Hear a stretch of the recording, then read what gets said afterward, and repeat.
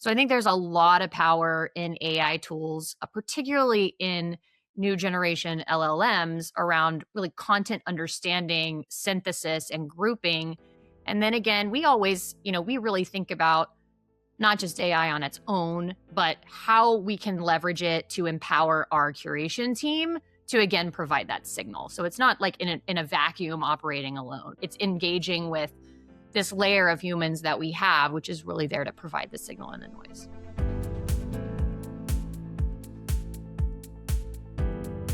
Hello, and welcome to the Media Copilot. It's a podcast that explores how AI is changing media, journalism, and content creation.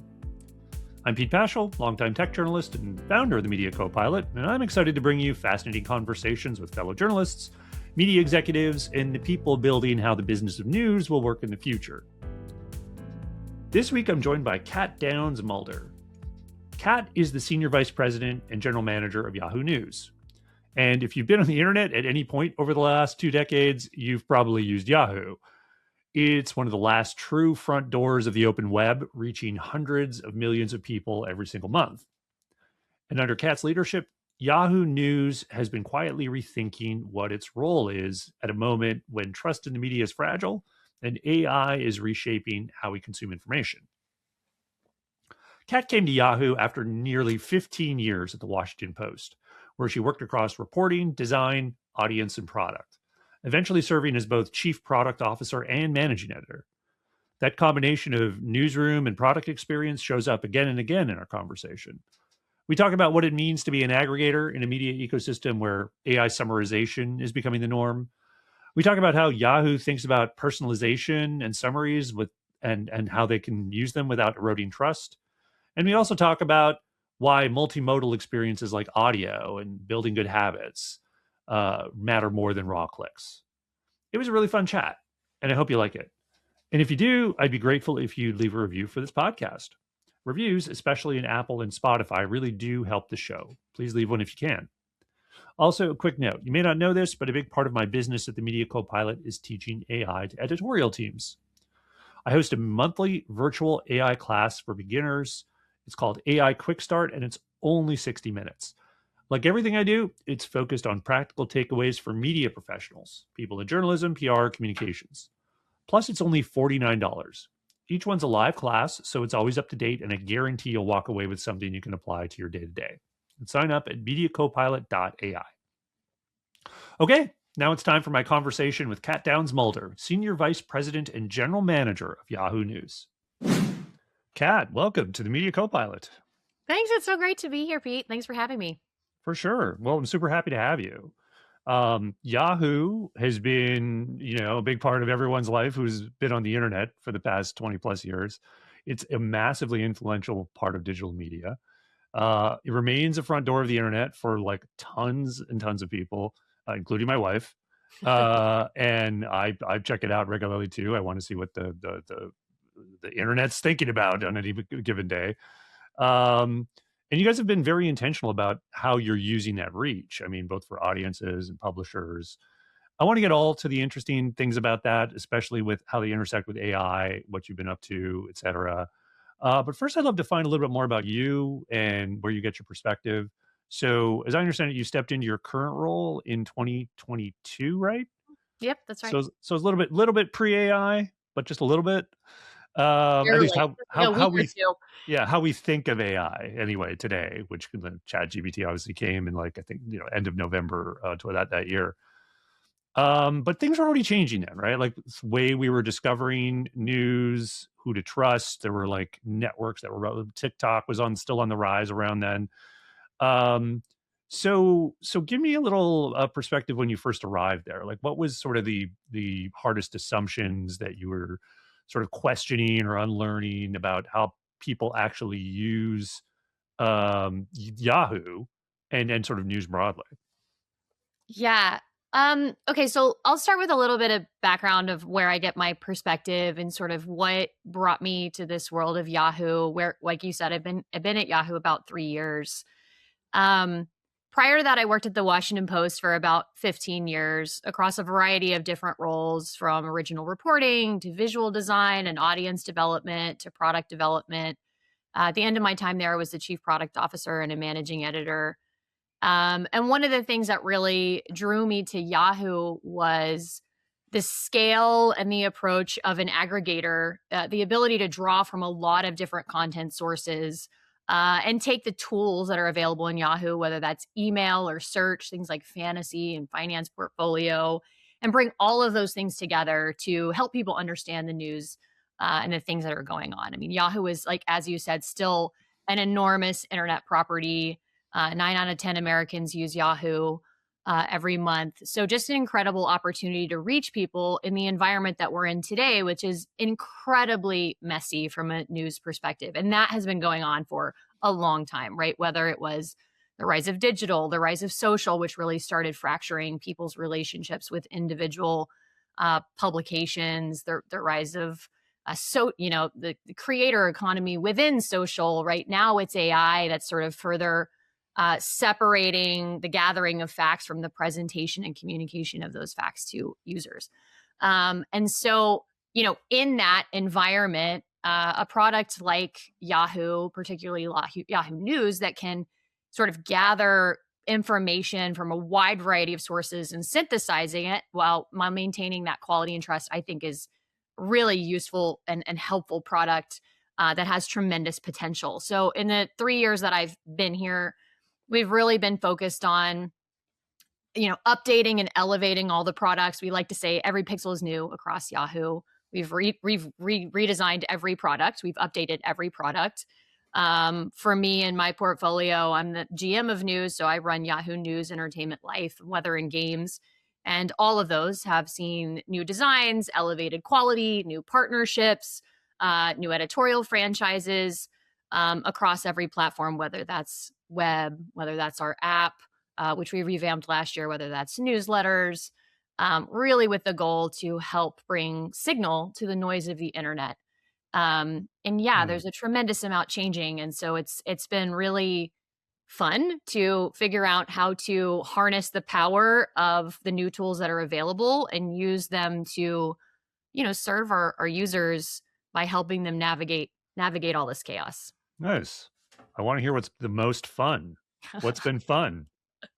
Rank it. Well, give I me the top mean, one. Top I've three. honestly, the most fun for me is just I started my career in technology and journalism when, the internet was basically still new. I mean, it had been around for 10 years, really, consumer internet, but Mhm. it was pretty new for news companies.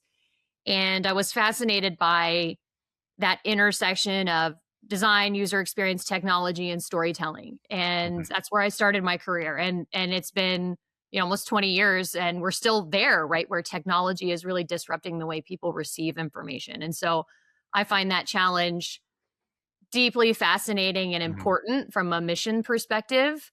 And so that's the most fun part, is trying to figure out. It's hard, but it's fun. One of the things we like to say at Yahoo is hard work with great, smart people. Um, but that's the most fun part, which is as people's habits change, right? As more and more people get their news from social media, they don't have habits with the news they used to, right? They're not watching cable television, Sure. they're not watching ABC or NBC every night. As they get their news from different sources in a more bifurcated way, how do we create habits and routines with quality news that are, lasting, that are binding, that help people make better decisions in their day-to-day life? I think that's really fascinating. Yeah. I feel like you're definitely like I love your wide perspective that goes back that far because when the internet was still relatively new, at least to news and news publishers, the default was, oh, you have an article, so put some text on the internet with Mhm. maybe a SEO optimized headline. And I feel like it's been really hard to get away from that default. You know what I mean? I mean, you think of it like just from a journalist perspective. If you think I tell stories, well, I write things down and I put it on a web page, right? And now there is just so much that is not just possible, but like there are obviously entire networks catered around completely different experiences. Like not too many people a few years ago were thinking you like say a video platform like TikTok or YouTube Shorts is like a news source, and now Mhm. a lot of news presence on those platforms. Whether you can talk about whether or not it's working or whatever, but I guess how do you think about that as a information provider and like how, like just in terms of like meeting the audience where they are, how is Yahoo like thinking about that, and how are you sort of well positioned to sort of meet that challenge? Yeah, I mean, I've done a lot of work throughout my career on visual journalism and formats that aren't articles, and have always firmly believed that people need a variety of formats or modalities to get information in the most accessible way. I mean, sometimes you need to see the news, sometimes you need to hear it. Like that just helps you understand what's actually happening, whether that's photography or video or in some cases audio. Um, I think that the proliferation of media in all those formats is advantageous to users, and for us as Yahoo as an aggregator, I think it's advantageous to us to be able to expand our products to encompass more than text articles. Right? I think text articles are going to continue to have a firm and strong place in the media diet of most internet users. As you said, they are. It's sort of the most basic anatomy of the internet is a headline and some text. But that's increasingly, I think it's going to be there's going to be more pieces of that pie, and that pie is growing, right? Video is a huge one, and I think in some cases maybe the pivot to video that happened several years ago, like the internet just wasn't ready in some ways, right? The right platforms, the right experiences, the right content creation mechanisms, and they didn't exist, but they do now. And so for us, we've been focused a lot on, bringing that into the aggregation world that we have within yahoo.com and our app, adding more video, particularly vertical video, um, host read, creator led, kind of video into our experiences, vastly increasing, the partnerships around that content. And our users are really liking that, right? As complementary to the other content that we have in the network. I Well, think the second part, sorry, just is personalization. So one is, do you have the formats, and then the second is, can you connect those formats with the people that want them? Some people really want mostly text, right? Some people want more video, some people want more audio, and so our goal is to personalize not just the content that people get, but also the experience that they have, right? So to give them the modalities that are most useful for them in any given moment, and that fit their preferences. And I think that piece, which is matching the format to the person, really matters because it's not a one size fits all situation. Well, I'm curious about the split, like in terms of like what you guys are seeing in terms of audience preference and what resonate. Obviously, everyone's a special snowflake and has their own diet, but at the same time, you guys as a with so much reach and as an aggregator, you can really see like, oh, this is this much, this Yeah. kind of works in this to this scale, and this kind of works to this scale. And I'm really, so first I'm interested in that. Like, what are you just at this point sort of seeing? And then I want to understand sort of the AI layer to it, right? Because one of the first places that, particularly this past year, that a lot of media companies have done worked with is audio, and whether that's spoken articles, whether that's summaries. And I know you guys are doing a little bit here too. And because I think I have some thoughts on that with respect to personalization, but let's start with sort of like what you're seeing broadly, and then zero in on the audio experiences. Yep. So, I mean, historically, our network has been primarily text with some video that was complementary to the text, or sometimes original video that was leading. Most of our engagement is still around text articles, secondarily video, and video is a significantly growing category.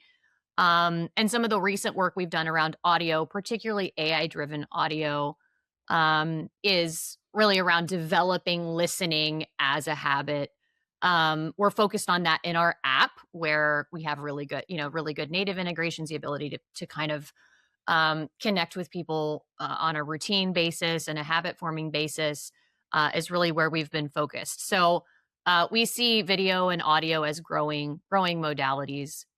Um, Audio is an interesting one because, it really helps extend the lifespan of coverage into times when people can't read or watch.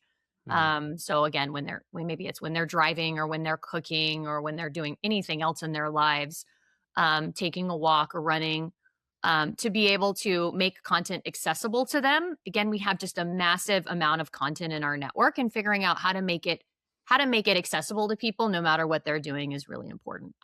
And audio is also great, like habit builder. Mhm. So the features that we've released in our app recently, We've introduced a morning briefing, which is sort of a news roundup that's based on our really awesome newsletter, The Yodel. And then we've introduced a personalized daily digest, which comes out between 12 and 5, which takes the topics that you read the most and summarizes them, packages them up in a personalized podcast that's for you each day in the app. Really, those are intended Mhm. to not just be convenient, but also create sort of an appointment moment to return to the app. And we're seeing that work really well as a driver of habit, and something that serves as sort of, the tip of the spear or the starting point for the user's routine engagement. Kind of goes back to that idea that media consumption nowadays is so fractured, right? If you're Yeah. consuming media on a social platform, it's mixed in with everything else, right? It's not an intentional news habit. So what are the ways in which we can create an intentional news habit, that is part of your routine? And audio is one of the ways that we're trying to do that. Yeah, what I'm kind of extracting from what you're saying is that the AI layer, you guys are already like a massive aggregator and you have so much content. And then so I think sort of a natural question comes like, so what is AI's role in that? You're already kind of doing obviously a lot of algorithmic stuff and summarization and with even without AI, right? Like just even by design, like the homepage design and stuff. But so the AI layer then sort of has this component or the multimodality component, but it's like it sort of sits above that and gives something like that is a little more personal around everything you're seeing. So it's not, well, I don't know. I'd ask your perspective, like how transformational is it for specifically an aggregator like Yahoo? And I'm not just talking about audio. Obviously, audio is a very Yeah. useful layer on some of those things. But why I sort of zeroed in on that is like when I think a lot of people think about audio today, they think about podcasts and these sort of long form things, right? Which obviously is a huge, like we're on a podcast right now, but like that there's something sort of natively human about that. You know what I mean? Like, I mean, I don't want to go too far down to this because the question's already long enough, but like that laid back experience seems like people want that to remain human. They connect with hosts in a certain way, but audio as applied to AI is a very good, like you said, summarizer, appointment creator, just really sort of gets you to helps you consume things quickly. So sort of I'm just sort of trying to zoom out from that to sort of AI broadly in terms of how Mhm. you guys think about it and that layer, like where does it sort of best applied when you're an aggregator like Yahoo? Is I guess the question I was sort of spinning around. Yeah. I mean, so I think AI can be hugely useful as a tool for beginning to understand and organize vast amounts of content beyond what a human one human or a group of humans is capable of. Historically we did that through traditional machine learning. Increasingly LLMs are very helpful in content understanding, content categorization, content grouping, finding through lines in content. um, I think all of those things are very useful to an aggregator, particularly when paired with a team of human curators, which we have, which help to do things like write prompts and ensure quality and give feedback and do some labeling and interaction with the LLM. So essentially, we are using AI plus our human curators to try to, again, provide signal in that noise, right? The average person is completely overwhelmed by the amount of information that they're consuming on a day-to-day basis. And so, how do we use these tools to start to gather, synthesize, and make meaningful and make relevant to you the individual storylines that are kind of going on out there? That boils down in a tool like your daily digest in something that's like an under 10-minute listen that sort of highlights of all the things that you need to know from the content across our network that you can dive into. But it's applicable in a wide variety of things, right? In our app, we also have sort of for top stories, we have topic clusters, which sort of gather, summarize, rank, stories on a theme of content, right? So that you can jump in and read the stories that are really relevant. You can get a gist, and then you can dive deep into the stories that are sort of the top stories within that cluster. So I think there's a lot of power in AI tools, particularly in new generation LLMs around really content understanding, synthesis, and grouping.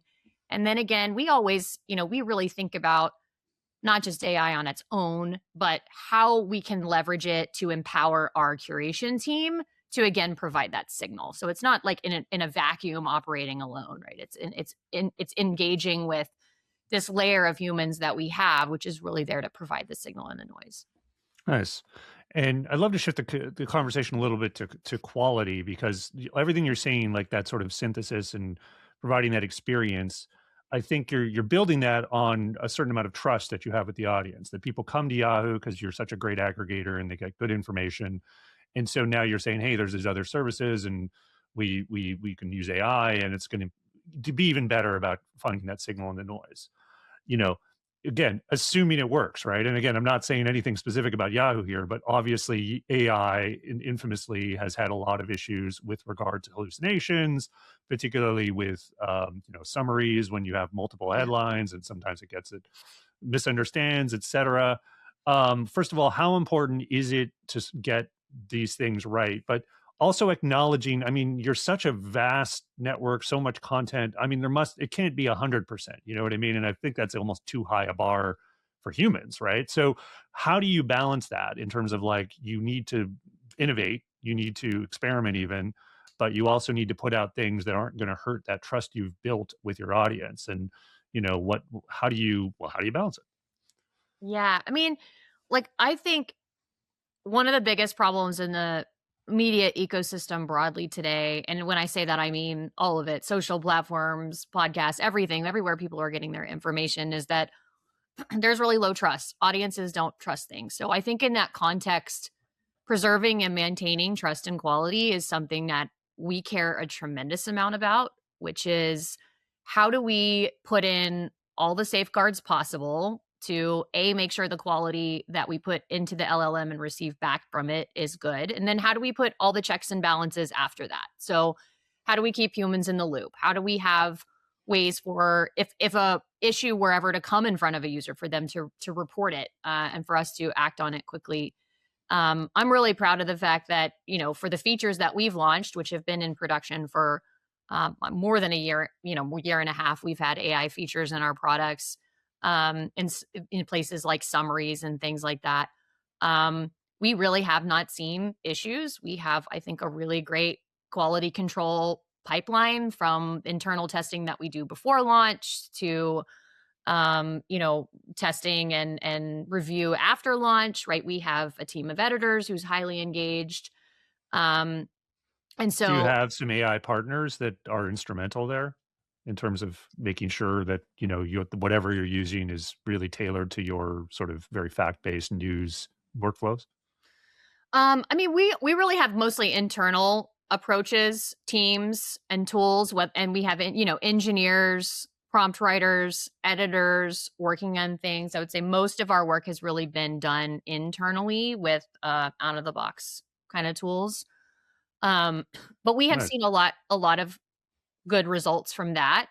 But it does require, like, careful oversight, and it requires a lot of thoughtfulness. I don't think that given the current trust environment, it's a good idea to run out ahead of the facts, right? We have to make sure that our stuff is good quality and that people can count on it, right? That's what our credibility is based on. And for us, we have a great responsibility also to our partners, to accurately and fairly represent their content, not just our content. So quality is incredibly important and something we focus a lot on. I think there's plenty of places to be super experimental and do things that are a little weird and wacky. But places where the facts are at risk are not where I would be doing that. For sure. You mentioned you've been working on, this stuff for a year and a half, 2 years. That sort of syncs right up with sort of when I think the Artifact Yeah. acquisition was a part of that. Obviously, Artifact, for those that don't remember, an app that specialized in applying AI to news aggregation. Obviously syncs up well with your mission. Can you tell a little bit about, like, what you guys learned from that acquisition, and were there any specific features that came out of that?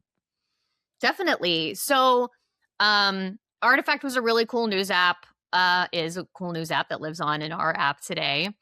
Um, and we were, that was maybe it had come out a little bit after here I got here at Yahoo, and it was also a news aggregation app, which would take news from all kinds of places and use AI to personalize it to you, and had a bunch of really cool features in it. And we we had a long way to go on our app to make it personal, to really add some interesting features to it. And so, when the Artifact team, co-founders of Instagram, decided to shut that app down, we thought it would be a great idea to get that app and integrate its technology into Yahoo News. We, we learned a lot through that acquisition, right? We have, new algorithms and ranking systems. We had some really cool new features that came along with the app. Some users that came along with the app as well. So it was really a great experience for us, and has really been transformational for user engagement in the app. So basically what we did is we completely revamped the Yahoo News app, and we really used the foundation of the Artifact app. So if you open the Yahoo News app today, really builds on the user experience that was in Artifact. It maintains a lot of the cool features that they had. And DAU is up, daily user is up 15% year over year, massive engagement and time spent increase year over year. So it's been really, really great to see that. You're betraying a little bit of tech company lingo there, a little DAU action. But that's great. That's great to hear. So in terms of like the broader media trends here, with AI summaries, they obviously triggered a lot of anxiety across media. They still do. You guys seem interestingly positioned. I'm not sure if you do an equivalent of AI overviews. I haven't seen it, but you do have obviously a strong search component, and maybe that gives you an interesting perspective on what summaries kind of are with regard to consumption. Obviously, the people are saying clicks are down, but other people are saying that AI summarization is additive, and there's some evidence of that, with certain types of content anyway. How do you think about sort of the summarization layer, just sort of generally, and how do you look at data specifically in terms of whether AI is, if this concern that the broader media ecosystem has is justified? Yeah, I mean, I think there's summaries in the context of our products, and then I think there's summarization in the context of the broader media ecosystem and whether it replaces a need for a deeper dive. Within Yahoo, we do summaries, we do topic summaries, we do story summaries on some of our content. And I really see that as a gateway and an entry point, and our user metrics bear that out, right? So it's not cannibalizing deeper engagement. It sort of serves as a catch up and an entry point. And I think we know that we have different types of users, swimmers, skimmers, divers, the ones who want to go shallow, the ones who want to go deep. And sometimes a summary can help people get the gist so that then when they have more time, they can dive deeper, or they can go and look at more content, which is also good for us. So I think in our network, we've really seen it as a way to promote more engagement overall, which would support that sort of more is more theory. I think broadly speaking, it's to be determined, how that works in a place like search, where maybe summaries, exist along the traditional blue links, whether that results in more or less overall engagement. I don't know. But within our network, I think it's been an additive experience, and one where we think we can provide, additional value that ultimately serves the user better. So I know you guys work with both large publishers as well as independent creators. Are there any tensions that have emerged with those sort of two worlds colliding now that they're sort of sharing the same ecosystem? What does that look like? So just a little bit of background. I mean, we have hundreds of publisher partners from large to small. And that really is, we think, a great business in terms of aggregation of content from all kinds of places. But a couple of years ago, we started working on our creator program, Yahoo for creators, which now has grown to about 200 creators. And we've really focused on creators and lifestyle topics, travel, health, food, parenting. And that has been really complementary. The content has been really complementary to the content that our publishers are bringing into the network. And we think it's adding sort of an additional layer of personality and, content into the network that's useful for our users.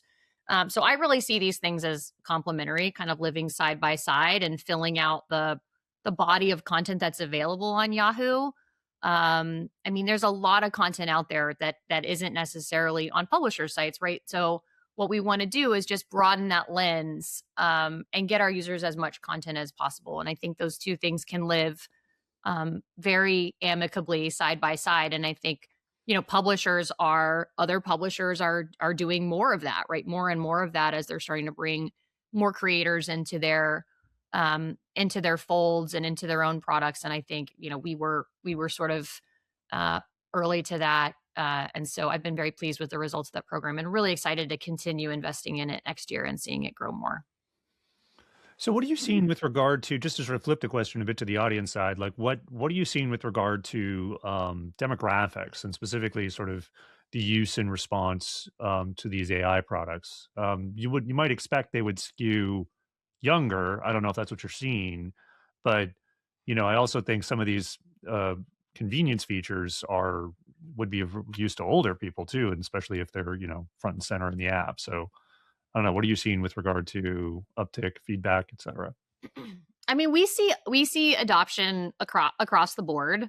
Um, it's not really demographic; it's more sort of behavioral. I mean, some people are some of our users are very adaptive to new features and excited to experiment with new features, no matter their age. And some are more traditional and really want to stick with the habit that they've had for years. And so that's when I talk about personalizing, not just the content, but personalizing the experience. That's one of the reasons why that's really core to us is, to make sure that people get an experience that's comfortable for them, to not force them to take features and experiences that they're not finding value in, but to really tailor the experience so that if you really enjoy AI features, if you really enjoy summaries or context, again, provided by humans or AI, that we give you more of that. And if that's something that, you're not as interested in, we kind of let it recede a little bit into the background. So that's how we think about that. But it's really more about, I think, behavior and the attitudes of users, more than their demographics. That said, in particular for some of our audio features, they are designed to try to capture and engage users who are a little bit younger and more social first. As we just know, mobile and social are very much native to those users.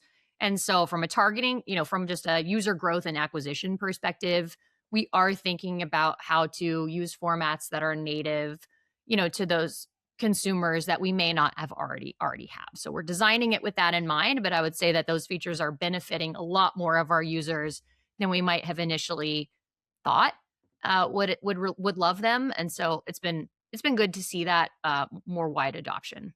Nice. Has there been any AI, doesn't have to be like a full service, but even an AI powered feature that might not even seem like AI to the reader that has sort of surprised you in terms of its effectiveness or how readers have taken to it? Not just readers, I guess viewers or whatever. Um, Listeners. I mean, we have a bunch of, I think, cool AI powered features. I've mentioned, summaries. One that we've had in testing that I think is really interesting is just a conversation or a comment summary feature that, we've put in our home feed, and that we'll be releasing, I think, pretty soon here. And it's been amazing to see how just giving people a sense of the conversation happening around a story has really helped more people engage, right? It doesn't take attention away from the story itself. In fact, it helps get more people interested in the original story. And so that's been cool. We've learned a lot just about how people perceive these things and the value that they've seen in them and through a lot of testing. But the audio features that we were talking about, I think, have been awesome, start to finish. Just really providing some additional value and getting some great early signs that people are finding that sort of appointment viewing mechanism one that adds a lot of value into their days and creates more return incentive, and just habit with the app, which we really want to encourage. Nice. It's good to hear about the comment summary, because that makes sense, and it also just seems like a feature that um, what could almost be an afterthought. I'm not sure if you applied it that way, but it was like, oh yeah, why not? Let's try it. But if you think about it, like when you scroll down to a comments section, particularly in a place like Yahoo, where there's always a lot of comments, you're mostly going by the the number, right? You're like, oh, Mhm. 10,000 comments, this is whatever. But then you don't have any idea what it means. But if you have that one line summary, regardless of the number, it can actually like really encourage you. It's an encouraging signal to engagement. So I'm not surprised now that I've thought about it, that's a pretty powerful thing. Interesting. Awesome.